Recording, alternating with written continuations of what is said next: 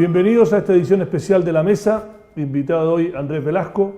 Andrés, muchas gracias por estar acá. ¿Qué tal? ¿Cómo estás? Mucho Bien. gusto. El programa digo especial porque cuando ustedes estén viendo este programa se cumplirán más o menos exacto, no me acuerdo la fecha exacta, pero entre finales de agosto y principios de septiembre se cumplen 10 años de la mayor crisis financiera desde la Gran Depresión.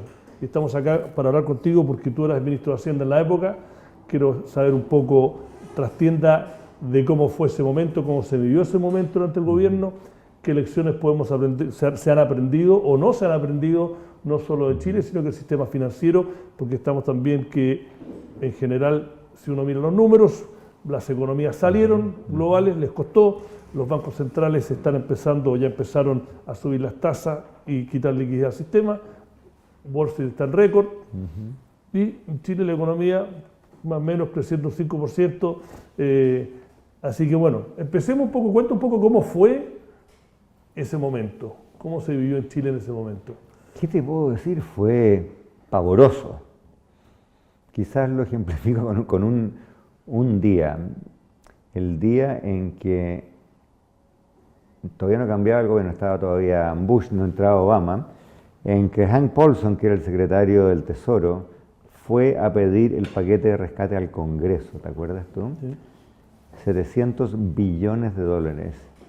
Y cuando en el curso de la discusión quedaba cada momento más claro que no le iban a dar la plata, yo veía por CNN lo que estaba pasando y por otro lado veía como las bolsas caían,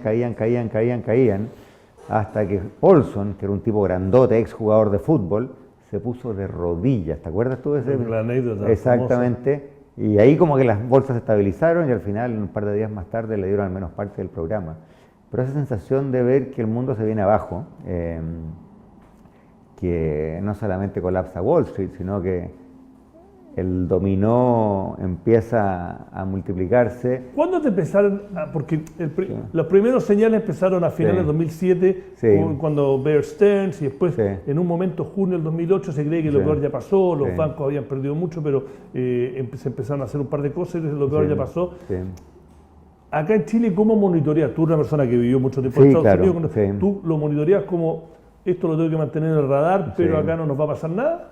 No, mira, nosotros empezamos a preocuparnos bien temprano, en parte porque, como tú dices, yo viví en Nueva York sumando y restando muchos años, fui profesor en la Universidad de Columbia, sigo siendo profesor allá, así es que conozco bastante ese mundo. Yo hice lo siguiente. Como yo estaba más o menos preocupado de esto y tenía la sensación de que el mundo político en Chile no estaba tan preocupado, al comienzo del año 2009 invité a la Comisión de Hacienda de la Cámara de Diputados y del Senado a Estados Unidos. Y justamente fuimos a Nueva York, fuimos a Columbia, junté con profesores de allá, fuimos a Lehman Brothers, de hecho. Fue el 2008, me sirvió el 2008. No, esto debe haber sido, claro, debe haber sido marzo o abril por ahí el 2008. Y de hecho me acuerdo porque muchos de ellos me comentaban después, tú no llegaste a Lehman Brothers, me sacamos una foto de la entrada y 3 o 4 meses más tarde Lehman Brothers ya no existía, ¿no? Y yo tenía, no te voy a mentir, no te voy a decir la convicción porque sería mucho, pero tenía al menos la inquietud de que esto podía pintar para mal. No sé si tú sabes, pero yo hice buena parte de mi carrera académica estudiando crisis financiera. Fui alumno en Estados Unidos de varios de los grandes estudiosos del asunto.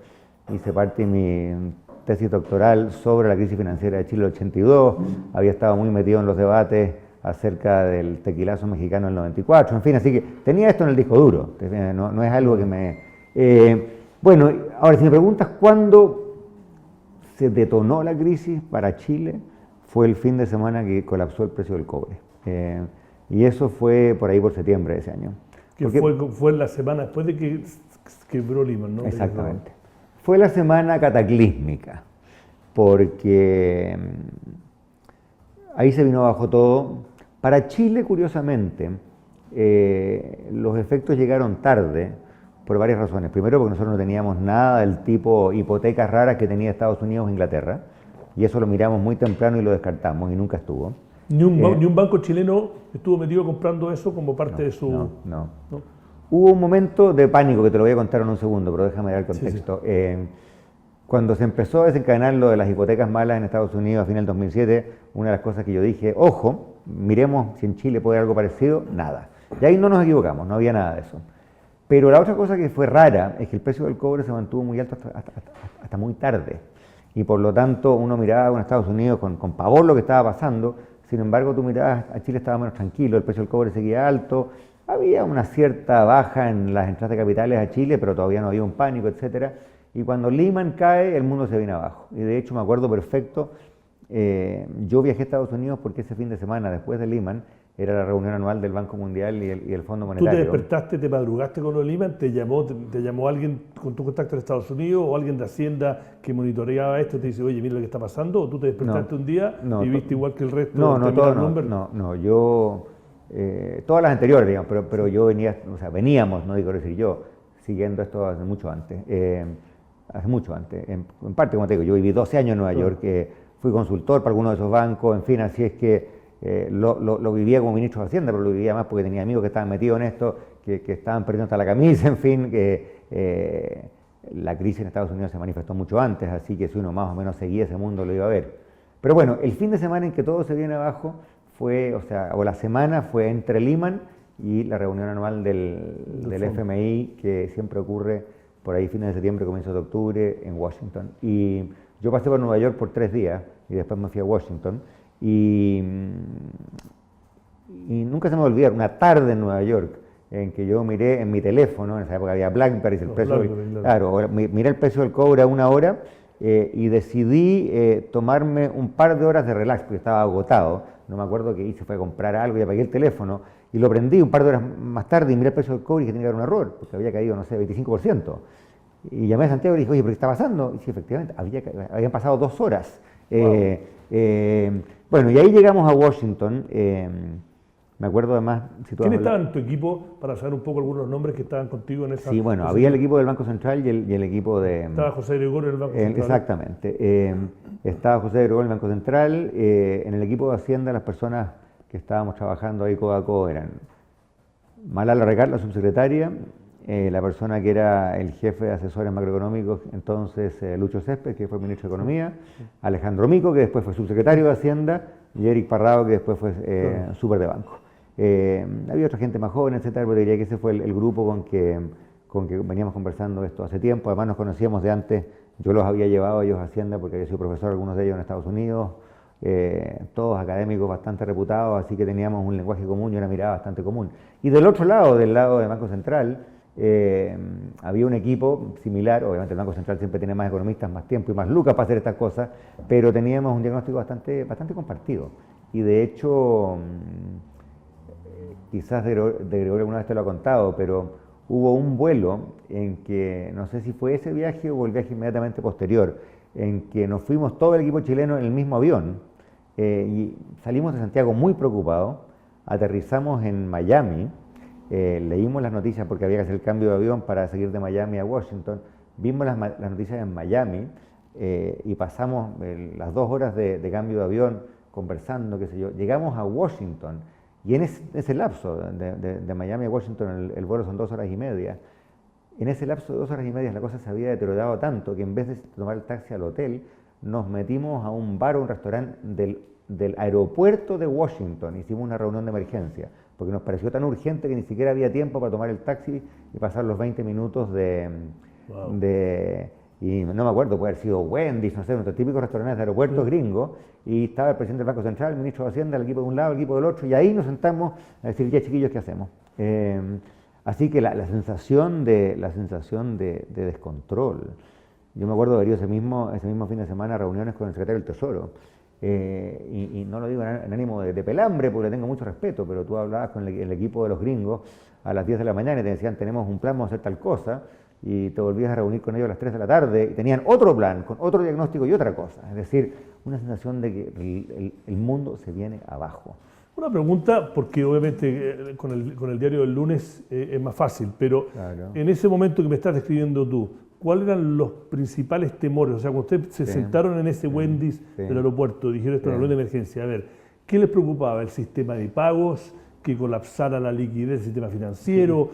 Que, no sé, que la gente no pudiera ir a comprar con su tarjeta de débito. Creo que lo más preocupó, y de ahí una arista es, ¿qué es lo que desnudó de la institucionalidad? O sea, que cuando ustedes, oye, ¿sabes qué? Sí. las lecciones que esta parte de la institucionalidad hay que mejorarla y qué parte dijeron, sabéis que esto funciona bien. Sí.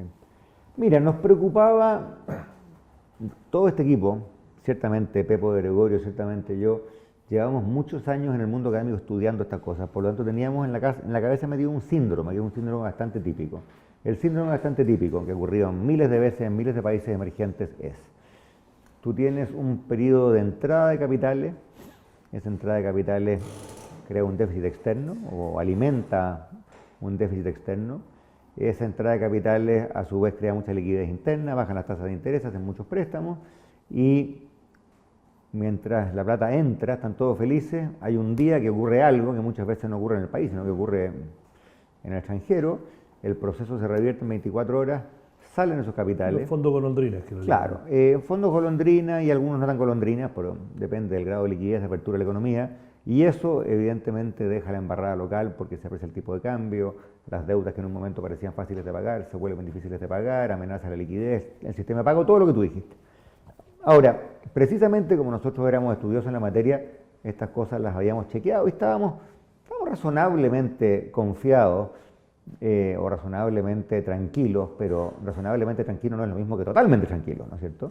Y segundo, creo que nadie está esperando un shock de la magnitud del que ocurrió, porque tú me dices ya, el peso se va a depreciar porque en Estados Unidos hubo una caída en la bolsa, perfecto. Pero cuando la bolsa de Estados Unidos cae 25 o 30%, cuando bancos como Citibank, ¿no es cierto?, están al borde del colapso, o sea, la acción de Citibank llegó a valer $1 por acción, cuando en su pico valía, no sé, 90.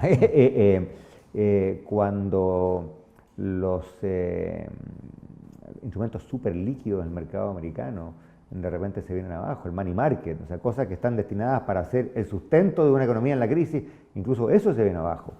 Tú dices, ya, en Chile estamos razonablemente bien preparados, pero estamos preparados para un terremoto grado 6,5, 7, y este es 9, ¿no es cierto?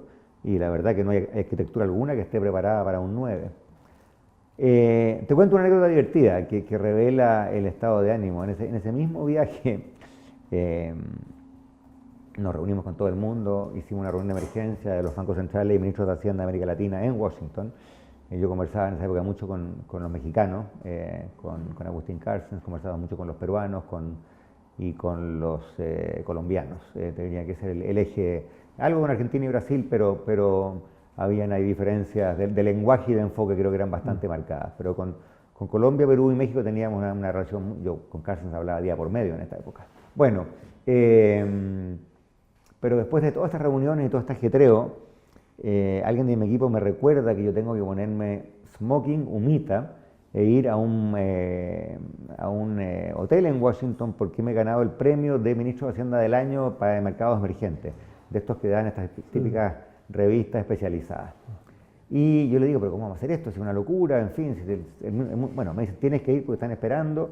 Además, había uno para América Latina, uno para Europa, uno para Asia, uno para África. Hasta los otros ministros ya llegaron, tú no puedes ir. Bueno, hago esto, me cambio de ropa, no me puse smoking, pero por lo menos me puse una camisa blanca, una corbata oscura, parto. Y en el momento que me voy a subir al escenario, uno de mi equipo, un tipo de mi equipo me dice, hay un rumor de una corrida contra un banco en Chile. Ahora eran las 6 de la tarde, evidentemente era más bien un rumor para el día siguiente, ¿no? Los bancos estaban cerrados a esa hora. Y yo me subo a este escenario en el cual estuve, no sé, 45 minutos, porque había discursos, otros ministros, se subían los chinos, después los rusos, después los árabes, después los africanos, América Latina venía al final, sudando la gota gorda, pensando qué diablos va a pasar, quién puede ser, carajo, qué terrible, pues esto es lo mismo, lo revisamos, las cifras están buenas, no puede ser. Me bajo del escenario, creo que bajé 2 kilos, y mi equipo me dice, no, si era un rumor falso, un tipo que echaron del banco y que parece que mandó un montón de mails para vengarse de sus empleadores, pero era todo falso. Pero yo, mira, fueron las peores 2 horas, o sea, 45 minutos de mi vida, porque te dicen, hay una corrida contra el sistema bancario en ese claro. Y tú dices, bueno, aquí se viene brava la cosa. Y a las 2 horas sabemos, totalmente falso, no había nada. Eso te revela el grado de agitación, te fijas, y el grado de nerviosismo.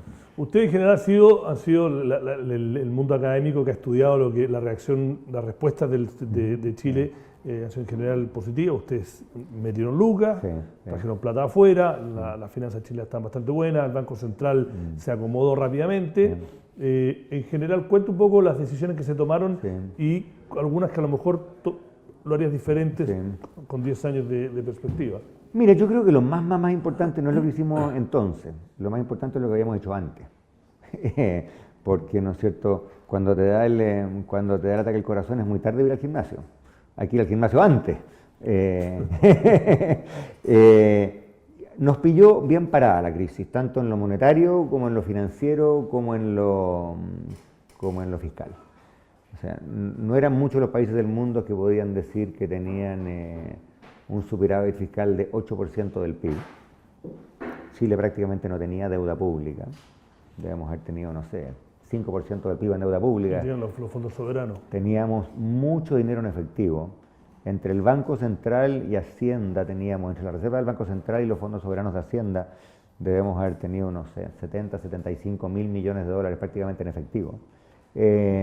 Por lo tanto, si había un país, y además tenías un Banco Central muy creíble, tú mirabas las expectativas de inflación y eran exactamente las que el Banco Central decía que había que tener, y tenía un sistema bancario bien regulado. Y por lo tanto, las tres cosas que hay que hacer, fisco sano, bancos sanos, política monetaria creíble, eso estaba.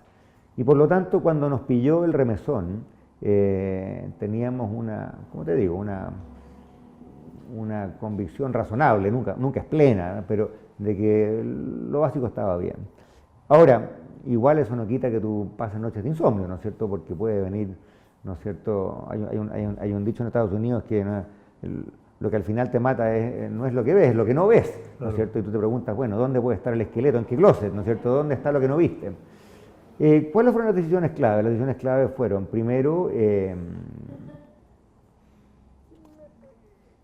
algo que a mí me preocupaba mucho era la posibilidad de que hubiese una parálisis de las exportaciones porque se quebrantaba el sistema de crédito de exportaciones. Porque tú sabes que cuando tú exportas, ¿no es cierto?, no te pagan en efectivo, hay un sistema de cartas de crédito, hay un banco chileno que siempre está vinculado con un banco afuera, y eso se empezó a romper. Entonces te diría que lo primero que tratamos de hacer fue, desde Hacienda, porque el Banco Central obviamente tenía otras cosas que hacer, crear sistemas de garantías, de apoyo con Corfo, con FOGAP, en fin, para que eso no ocurriera. Una segunda cosa que hicimos que en su momento fue media controvertida y a alguna gente más ortodoxa no le gusta, pero yo estoy bien orgulloso de lo que hicimos, fue que utilizamos mucho el Banco del Estado. Si me preguntas a mí, ¿para qué sirven los bancos estatales? Una de las cosas para qué sirven es para hacer aquellas cosas que los bancos privados no van a hacer. Yo tenía miedo del siguiente síndrome. Cuando vino el apretón financiero, hay empresas perfectamente sanas que puede que al final sufran problemas porque tienen 3 bancos acreedores y los 3 bancos le dicen, oye, hazte tu cargo, no, hazte tu cargo, y al final nadie se hace cargo, el banco no tiene liquidez, la empresa pierde la liquidez. Pero que la empresa estaba sana, pero no tenía liquidez. Exactamente, el típico síndrome, ¿no es cierto? Entonces nosotros le dimos instrucción al Banco del Estado de que hiciera lo que en economía llamaríamos de agente coordinador. Si había 3 bancos, y hay bancos que se querían salir, primero que tratara de persuadirlos de no salirse, y segundo, que si los otros se salían, que el Banco del Estado pusiera las lucas para evitar ese pánico autoinfligido, por así decirlo, en contra de empresas chilenas. Y eso resultó bastante bien. Tercero, hicimos un esfuerzo el Banco Central hizo lo fundamental para asegurar la liquidez en dólares en la economía, pero dado que Hacienda tenía tanta plata en dólares afuera, dijimos, bueno, nada obsta para que agarremos algunos de esos depósitos que tenemos fuera de Chile y los depositemos dentro de Chile. Hicimos un análisis rápido de cuál, obviamente, la plata de los contribuyentes, por lo tanto tenía que ser bancos que tuvieran ciertos estándares crediticios, y trajimos una cantidad importante de plata que contribuyó también a la solidez. Eso fue lo primero, eso fue lo de emergencia, porque ahí el gran temor es lo que tú preguntaste al comienzo, ¿no es cierto?, que se rompa la cadena de pagos, que hay un problema de liquidez, un apretón de liquidez que eche abajo no solamente las empresas que tenían problemas, sino que empresas que estuvieran perfectamente sanas. Pasado ese apretón inicial, pasado, digamos, septiembre, octubre, noviembre del año 2008, llegamos al fin de año y desde Hacienda llegamos a la conclusión, primero, de que esto era en el mundo más grande de lo que nadie pensaba, segundo, que era más duradero de lo que nadie pensaba, y tercero, que la probabilidad de una especie de gran recesión mundial era bastante alta. Y eso requería no solamente medidas de emergencia, sino una política fiscal. Claro, Bueno, y ahí pasaron dos cosas. A mí nunca se me va a olvidar la Pascua, el fin de año del año 2008, porque yo creo que entre el 15 de diciembre y el 4 de enero no dormí, porque obviamente con todo el sigilo del mundo nos pusimos a trabajar en un plan de estímulo fiscal masivo. Y nunca se me va a olvidar que lo lanzamos el lunes 5 de enero, que era el primer lunes de enero. Y creo que hay estudios que se han hecho. Para el tamaño de la economía no hubo ningún país en el mundo que hiciera un estímulo fiscal más grande. Hicimos 4 puntos del PIB, le pasamos plata a Codelco para que se recapitalizara, porque Codelco había perdido el acceso a los mercados externos, y Codelco tenía muchos planes de inversión que daban mucho empleo. Hicimos un plan especial de obras públicas, especialmente, no en obras públicas complicadas. Si tú dices voy a hacer un puente, te demoras 2 años en la ingeniería, pero la vivienda social es mucho más rápida de hacer. Pasamos de 40.000 viviendas sociales a cerca de 200.000 viviendas sociales en un año, lo que da mucho empleo. Todo lo que se pudiera pavimentar, todo camino rural que tuviese la ingeniería hecha, lo pavimentamos. Hicimos además un programa de apoyo especial a los hogares, el famoso bono por hijo, en que el monto que se le daba a los hogares más modestos no era un monto fijo, sino que dependía del número de hijos, y por lo tanto si tú tienes 5 hijos. Hicimos un par de cosas más que a mí me siguen gustando. Uno de los temores que teníamos también es que, como ocurrió en Europa y en Estados Unidos, hubiese familias en que el papá o la mamá perdían la pega y por lo tanto no podían pagar la hipoteca a fin de mes, venía el banco y les quitaba la hipoteca. Nos pusimos a ver los números y nos dimos cuenta de que el grueso de las hipotecas de clase media en Chile, no todas, pero si tú tiras una línea de corte, digamos, a 1.500, 2.000 UF, el 75 o 80% de las hipotecas bajo 1.500 UF estaban en el Banco del Estado. Y por lo tanto, hicimos un programa especial de garantía crediticia, en que si el jefe o jefa de hogar que tenía una hipoteca en el Banco del Estado, contratamos un reaseguro con una empresa en el extranjero, y por lo tanto, si esa familia perdía la pega, tenía al menos 3 meses de alivio en que no le iban a quitar la casa, y de hecho prácticamente, a diferencia de Estados Unidos o de Europa, en que hubo decenas o cientos de miles de familias que perdieron su casa, en Chile nadie perdió su casa por la crisis. Entonces hubo un conjunto de cosas. El Banco Central también se puso las pilas, bajó mucho las tasas de interés. El Banco Central partió con la tasa de interés en 7% y llegó a prácticamente 0, 1% en cosa de 2 meses. Sí. Entonces un estímulo fiscal muy fuerte, un estímulo monetario muy fuerte, una inyección de liquidez, y la economía chilena, la verdad, anduvo bien. Te tengo que hacer la última pregunta porque nos estamos pasando, pero me interesa, a mí uno de mis dichos favoritos, que no sé el origen, pero que no hay peor crisis que la que no se aprovecha. El mundo aprovechó esta crisis a 10 años, los cambios que se le hicieron al sistema financiero son los adecuados. Fuimos tímidos como mundo occidental, incluyo a Chile como parte de eso. Sí. Mira, yo creo que, a ver, dos cosas. Sí, algunas de las lecciones se aplicaron. Yo creo que si tú miras la legislación en Estados Unidos, por ejemplo, hoy día es muchísimo más cautelosa. Es controvertida, por supuesto. Cada vez que tú regulas el mundo financiero hay gente que se queja, los bancos se quejan mucho que en Estados Unidos de que los sobreregularon, pero yo creo que si algo hay en el mundo financiero, yo prefiero equivocarme con sobreregulación que con subregulación, porque cuando te equivocas con subregulación el costo de una crisis es infinito. Creo que por ese lado algunas de las lecciones se han incorporado, no todas. Yo veo con preocupación Europa, porque creo que otra lección del mundo de esa crisis es que tú no puedes tener integración monetaria plena como tiene Europa con una moneda común sin tener integración fiscal y en especial integración bancaria. La famosa unión bancaria de la zona del euro, de la cual se ha hablado mucho todavía, 10 años más tarde aún no termina de hacerse. Eso es muy importante, porque mira lo que pasó en Irlanda, por ejemplo. Irlanda era un país chico con bancos muy grandes. Entonces, cuando los bancos en Irlanda cayeron, cayó el país entero. Eso no puede ser. En una zona en que tú tienes integración financiera y bancaria, el encargado de salvar al banco inglés que está en Irlanda no puede ser el gobierno de Irlanda, tiene que ser la Unión Europea, ¿no es cierto?, o el Banco Central Europeo. Ahí hay todavía un eslabón que no termina de cerrarse.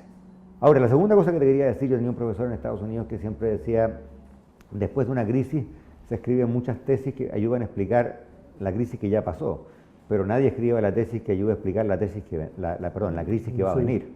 Si hay algo que sabemos es que los mercados financieros son volátiles. Desde el año 70 a la fecha ha habido algo así como 84 crisis financieras en mercados emergentes. Y por lo tanto en algún momento va a haber una crisis nueva. ¿Y qué es lo que va a pasar? Que va a ocurrir porque había algún vínculo, algún eslabón de la cadena de pago del sistema financiero que era débil y no la vimos. Por eso es que es tan importante estar siempre vigilante, por eso creo yo que el mundo empezó a hacer, los bancos centrales hacen estos análisis de estos 3 tests. El Banco Central de Chile, por ejemplo, hace informes de estabilidad financiera varias veces al año. O sea, siempre hay que estar vigilante. Ahora, siempre puede quedar algo por ahí escondido que tú no viste que puede gatillar la próxima crisis. Se me harían 1000 preguntas, pero ahí quedamos, nos pasamos de tiempo. Muchas gracias, Andrés Velasco, por haber estado acá. Gracias, encantado. Esta ha sido una edición especial de La Mesa, una mirada a las lecciones y un poco también la trastienda de cómo fue Chile a 10 años de la gran crisis financiera de nuestra generación. Gracias, Andrés. Encantado, gracias.